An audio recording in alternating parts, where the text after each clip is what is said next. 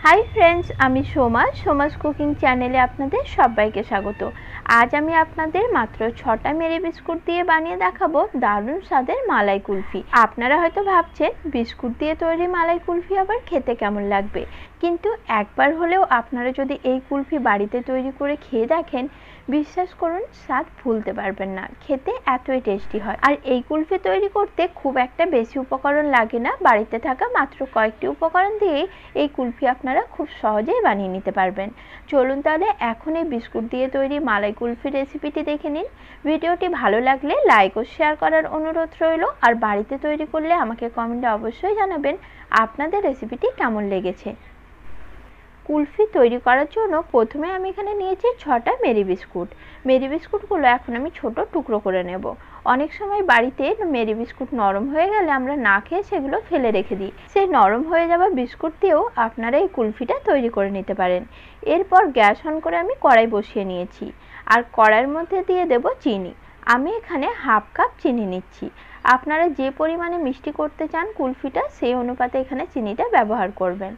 এখন চিনিটা গলে যাওয়া পর্যন্ত অপেক্ষা করব। এখন চিনিটা গলতে শুরু করেছে আর এই পর্যায়ে গ্যাসের ফ্লেমটা মিডিয়াম লোতে রেখে চিনিটার ক্যারামেল আমি তৈরি করে নেব। গ্যাসের ফ্লেম হাইতে রেখে কখনোই ক্যারামেল তৈরি করবেন না। গ্যাসের ফ্লেম হাইতে থাকলে ক্যারামেলটি পুড়ে যাবে এবং পুড়ে নষ্ট হয়ে যাবে, একটা পোড়া গন্ধ উঠবে। তাই গ্যাসের ফ্লেম কমিয়ে রেখেই একটু সময় নিয়ে চিনির ক্যারামেলটা তৈরি করতে হবে। আর এটা লালচে হয়ে আসা পর্যন্ত এইভাবেই কন্টিনিউ নাড়াচাড়া করতে থাকতে হবে।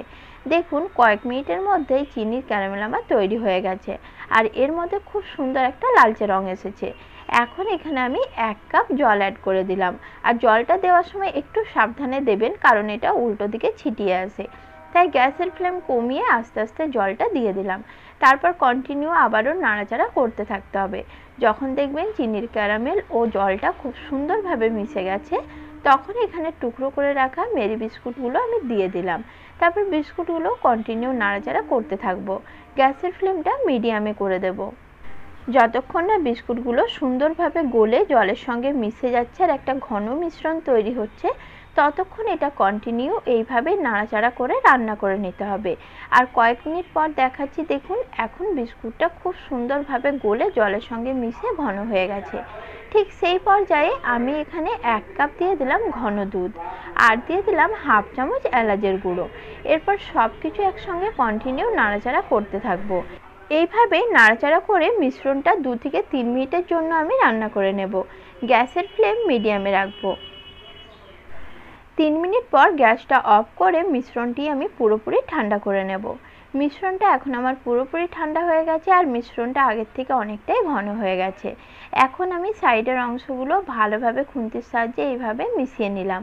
তারপরে এই মিশ্রণটাকে একটা মিক্সার জারের মধ্যে ঢেলে নিচ্ছি আর মিক্সিতে এখন এই মিশ্রণটাকে আমি একদম স্মুথ করে নেব।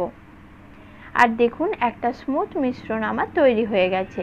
এখন এটা দিয়ে আমি আইসক্রিমগুলো তৈরি করব। তার জন্য নিয়েছি 4টে কফি কাপ আর নিয়েছি একটি বড় গ্লাস। আপনাদের কাছে যদি কুলফি মোল্ড থাকে বা আইসক্রিম মোল্ড থাকে তাতেও আপনারা এই আইসক্রিমগুলো বসিয়ে নিতে পারেন, কিন্তু সকলের কাছে যেহেতু আইসক্রিম মোল্ড থাকে না তাই আমি কফি কাপ ও গ্লাসে আইসক্রিমটা তৈরি করে নিচ্ছি।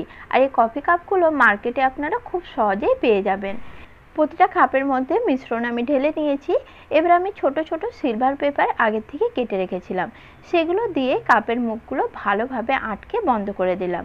এতে করে আইসক্রিমটাও সুন্দরভাবে সেট হবে আর আইসক্রিমের ওপরেও বরফ জমবে না। তার সঙ্গে আইসক্রিমের কাঠিগুলো সেট করতেও সুবিধা হবে। সবকটা সিলভার পেপার মুড়ে দেওয়ার পর সিলভার পেপারের ওপরে ছুরির সাহায্যে এইভাবে আমি ছোট ছিদ্র করে নিচ্ছি আর তার মধ্যে কাঠিটা এইভাবে ঢুকিয়ে দিচ্ছি। এরপর 12 ঘন্টার জন্য ডিপ ফ্রিজে কুলফিগুলো আমি জমতে রেখে দেব। 12 ঘন্টা পর কুলফিগুলো আমি ডিপ ফ্রিজ থেকে বার করে নিয়েছি আর দেখুন কুলফিগুলো কি সুন্দরভাবে জমে গেছে। এরপর কাঁচি দিয়ে কাপের এক সাইডটা কেটে এইভাবে কুলফিগুলো আমি বার করে নিচ্ছি আর কুলফিগুলো কি সুন্দর তৈরি হয়েছে দেখুন। একই রকম ভাবে গ্লাসের কুলফিটাও আমি ছুরি দিয়ে এইভাবে একটু আলগা করে বার করে নিলাম। তারপর এইভাবে পিস পিস করে কেটে নিচ্ছি আর ওপর থেকে অল্প একটু পেস্তা কুচি ছড়িয়ে দিয়েছি। রেসিপিটি আপনাদের কেমন লাগলো কমেন্টে অবশ্যই জানাবেন। নমস্কার বন্ধুরা, সকলেই ভালো থাকবেন।